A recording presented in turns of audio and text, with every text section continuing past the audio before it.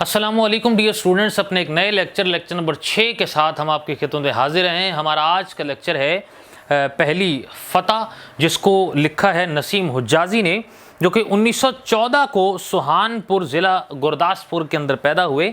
इनका असल नाम मोहम्मद शरीफ था। बीए तक इन्होंने तालीम हासिल की और क़याम पाकिस्तान के बाद क्वेटा के अंदर इन्होंने सुकूनत को अख्तियार किया और फिर अपनी सहाफ़ती ज़िंदगी का आगाज़ किया और तवील अरसे तक शोबा सहाफ़त के साथ ये मुंसलिक रहे। इन्होंने अपनी सहाफ़ती ज़िंदगी को बाद में ख़त्म करके फिर एबटाबाद के अंदर नावल लिखना शुरू किया और नावल निगारी के अंदर इन्होंने बड़ा नाम कमाया और फिर 1996 के अंदर नसीम हुज्जाजी इस जहान फ़ानी से कूच कर गए। ये जो सबक हमारे पास है पहली फ़तह, हम इसके मुश्किल अल्फाज आपके सामने यहाँ पर जो है वो लिखेंगे और उसके बाद आपके सामने इसकी वजाहत को बयान करेंगे। सब हमारे पास जो पहला जो मुश्किल लफ्ज़ है ये सफ़ा नंबर 34 के ऊपर है और लफ्ज़ है जी दमश्क, जो है शाम का दारुल हुकूमत।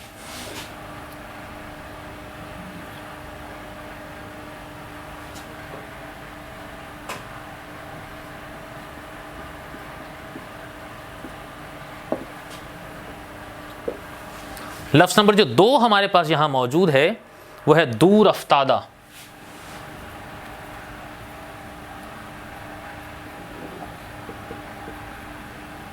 जिसका मतलब है अलग थलग।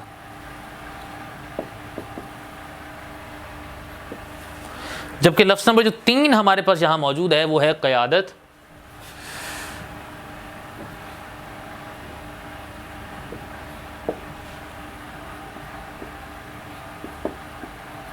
जिसका मतलब है रहनुमाई। लफ्ज़ नंबर 4 जो हमारे पास है वो है बसरा,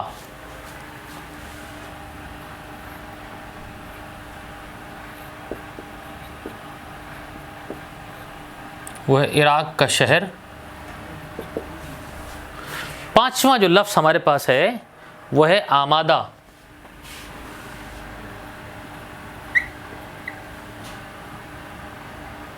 जिसका मतलब है रज़ामंद।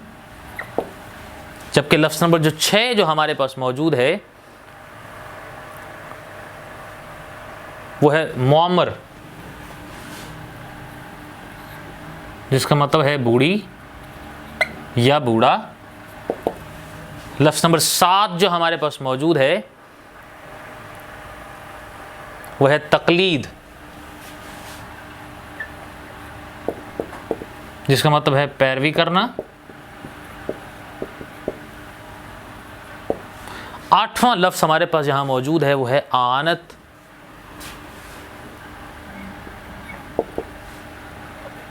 जिसका मतलब है मदद।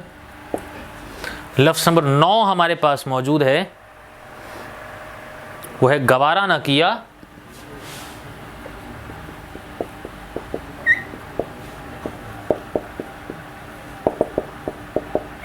जिसका मतलब है बर्दाश्त न किया।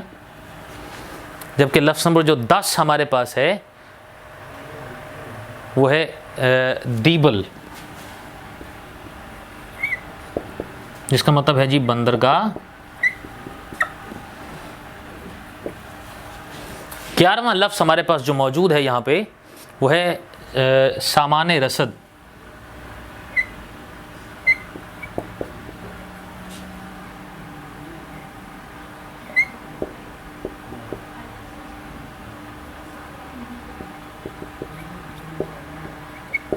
वो है जंगी लोगों के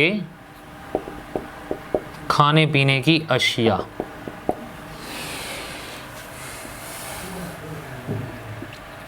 लफ्ज़ नंबर 12वां जो हमारे पास है वो हम यहाँ आपके सामने लिखेंगे, वो है शिराज,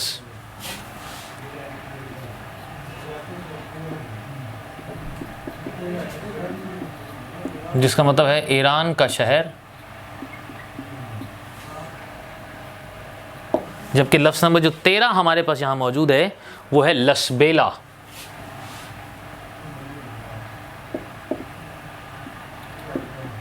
जिसका मतलब है बलूचिस्तान का शहर। जबकि लफ्ज़ नंबर जो 14 हमारे पास है हरावल दस्ता,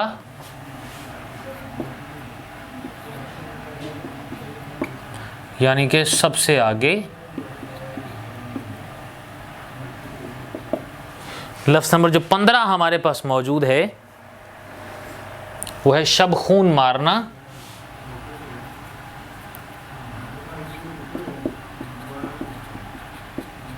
जिसका मतलब है रात को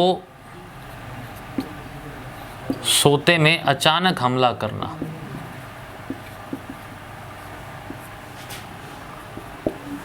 लफ्ज़ नंबर जो 16 हमारे पास यहां मौजूद है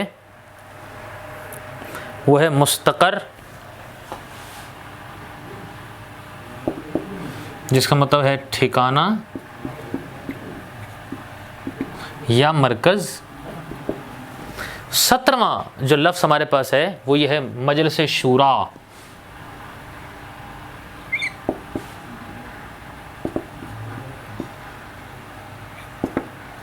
जिसका मतलब है मुशावरती मजलिस। लफ्ज़ नंबर जबकि 18 हमारे पास मौजूद है जी खुर्दा ज़हनीयत।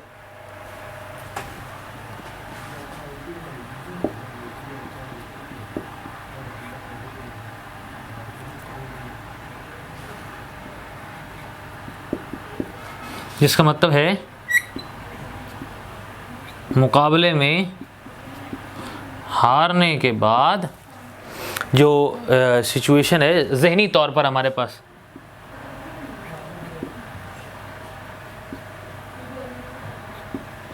ज़हनी तौर पर मरूब हो जाना। 19वां जो लफ्ज़ हमारे पास यहाँ मौजूद है कादसिया। जिसका मतलब है कूफा से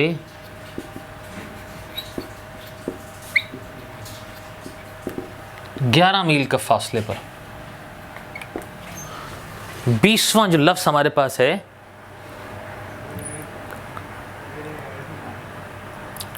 वो हमारे पास लफ्ज़ है जी तरगीब देना।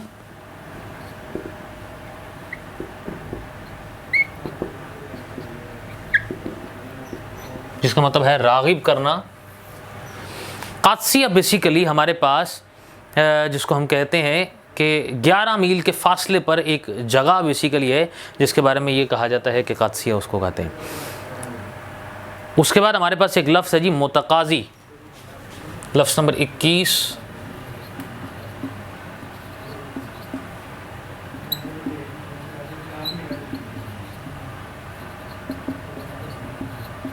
जिसका मतलब है तकाज़ा करना। जबकि 22वां लफ्ज़ हमारे पास है जी नाइब। जिसका मतलब है मुआवन या मदद करने वाला या मदद करना बेसिकली। ये हमारे पास यहाँ पे मुश्किल अल्फाज थे जो कि आपके सामने यहाँ पर हमने उनको लिखा और उनके सामने बयान किया।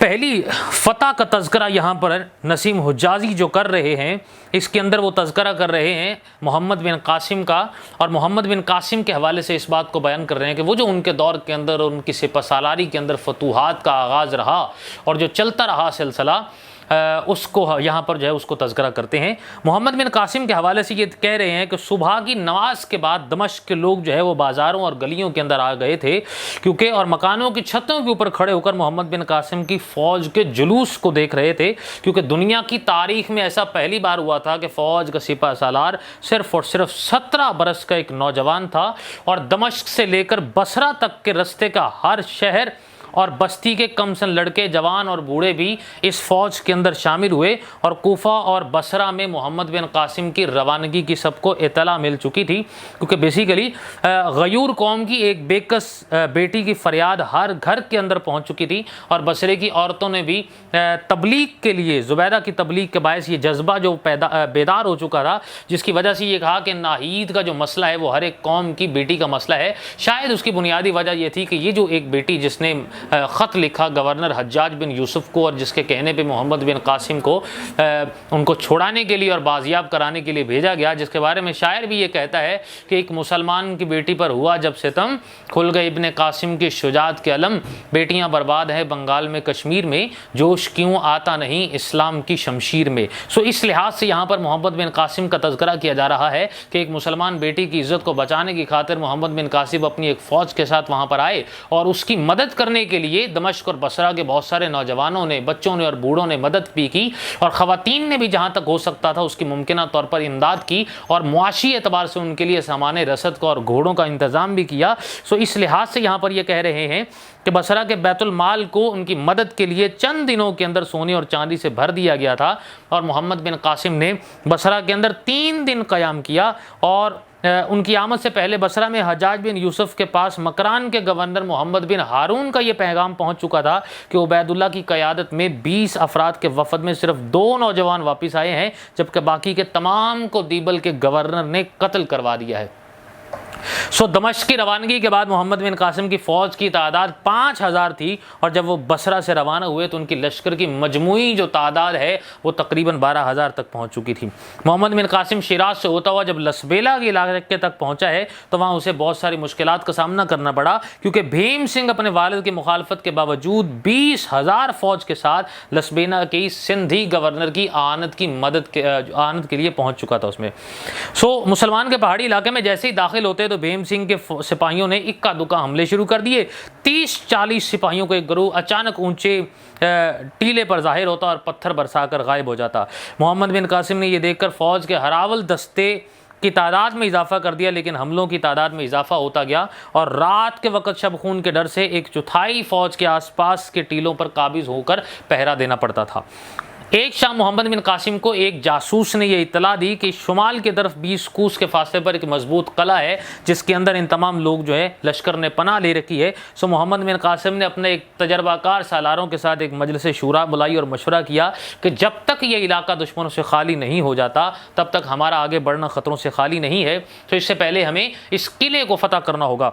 सो इस किले को फ़तह करने के लिए अगर हम एक ख़तरनाक मुहिम के अंदर हमें हिस्सा लेना है, और इस वजह से आगे एक बूढ़े सालार ने यह कहा कि मुझे यकीन है कि इंशाल्लाह आपकी कोई तदबीर गलत नहीं होगी, लेकिन सिपा सालार का फ़ौज के साथ रहना ही मुनासिब है। सिपा सालार की जान बहुत कीमती होती है और वो फ़ौज का आखिरी सहारा होता है। अगर इस ख़तरनाक मुहिम में आपको कोई हादसा पेश आ गया तो क्या होगा? सो जिसके जवाब में मोहम्मद बिन कासिम ने यह कहा कि कादसिया की जंग में ईरानियों को शिकस्त इसलिए हुई थी कि उन्होंने अपनी ताकत से ज़्यादा रुस्तम से उम्मीदें वाबस्ता कर ली, लेकिन जब रुस्तम मारा गया तो उनकी उम्मीदें और उनके हौसले टूट चुके थे।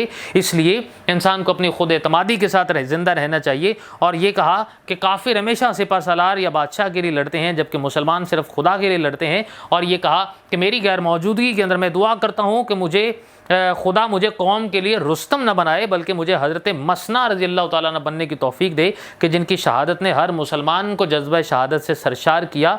मेरे लिए इस सिपा सालार जान की कोई कीमत नहीं जो उसे अपने सिपाहियों की तलवारों के पहरे में छुपा कर रखा जाए। सो यहाँ मोहम्मद बिन कासिम की नसीम उजाजी फ़हम व फरासत को, उनकी बहादुरी को और उनकी फ़ौजी और जंगी हिकमत अमली का तज़किरा करते हुए यहाँ पर उनको दाद देते हैं और उनको बयान करते हैं कि किस तरीके से कम उम्री के अंदर ही मोहम्मद बिन कासिम ने इंतहाई महारत को हासिल किया और एक फ़ौज के सिपा सालार मुकर्रर हुए, और बहुत सारी उन्होंने फतूहात की और बहुत सारे इलाकों को उन्होंने जो है वो जीता भी और लोगों के दिलों के ऊपर हुकूमत की, और इसके साथ साथ दीन इस्लाम का बोलबाला भी किया। सो ये मोहम्मद बिन कासिम का यहाँ पर जो है पहली फ़तह के हवाले से एक नावल था, जिसका एक मुख्तसर सा उसका जो हिस्सा है नसीम उजाजी के नावल में से लिया गया और जिसको आज के सिलेबस के अंदर शामिल किया गया, जिसके अंदर मोहम्मद बिन कासिम की पहली फ़तह के हवाले से यहाँ पर तज़किरा बयान किया जा रहा है। हमारे पास ये इसकी जो है वो वजाहत थी जो कि हमने आपके सामने यहाँ बयान की। नए लेक्चर के साथ दोबारा आपकी खिदमत में हाजिर होंगे। इजाज़त दीजिए। अल्लाह हाफ़िज़।